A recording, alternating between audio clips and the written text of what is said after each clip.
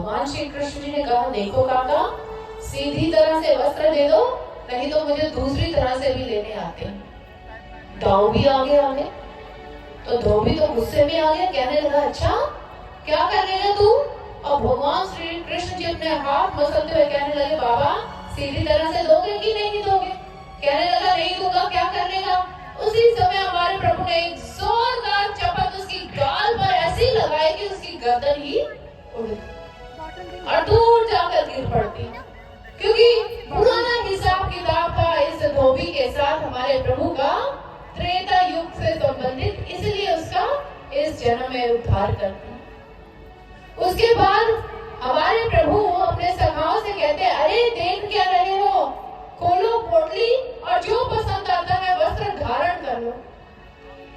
शोर मचाते हुए सारे सखाओं ने पोटली को खोला, जो जो वस्त्र मिला उसे धारण करने लग गए। अब कहाँ वो छोटे छोटे बाल सखा और कहाँ वो मोटा कंस। किसी ने उसका कुर्ता पहना तो उसकी भुजाएं यूं लटक गई, किसी ने उसका पैजामा पहना तो गर्दन तक ही आ गया। अब उस सारे सखा उन वस्त्रों को धारण करके कहने लगे, अरे कान्हा, ऐसे मथुरा नगरी दिखाओगे क्या? लोग कहेंगे कि मथुरा नगरी में पागल घूम रहे हैं। भगवान श्री कृष्ण जी ने कहा, वस्त्र मिल गए ना तो इसका भी प्रबंध कर देता हूँ। देख रहे हैं, अरे वो मिठाई की दुकान, वो सब्जी की दुकान, गहनों की दुकान, अरे वो देखो दर्जी बाबा की भी दुकान है, चलो उस दुकान में चलते।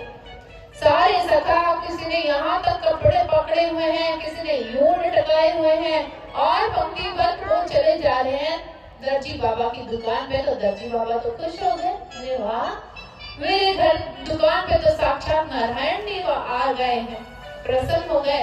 हाथ जोड़ते हुए कहने लगे, कहिए मैं क्या सेवा कर सकता हूँ? भगवान श्री कृष्ण जी ने कहा, ये मेरे सखाओं को देख रहे हो ना, इनके वस्त्रों की हालत भी देख रहे हो, जरा ठीक कर दीजिए। दर्जी बाबा ने कहा, चिंता ही मत कीजिए, एक एक को भेजते जाइए, अभी ठीक कर देता हूँ।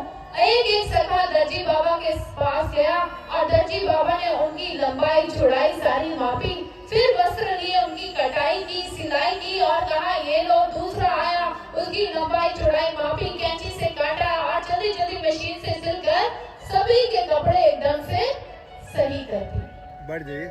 और सारे सखाओं ने जब वस्त्र पहने लगे तो कहने लगे, अरे वाह बाबा, कितने सुंदर कपड़े सिलते हो। अरे कान्हा, आज के बाद कपड़े सिलवाएंगे तो इसी दर्जी बाबा से ही सिलाएंगे। तो उस समय भगवान श्री कृष्ण जी ने भी कहा, हाँ हाँ जरूर सिलवाएंगे।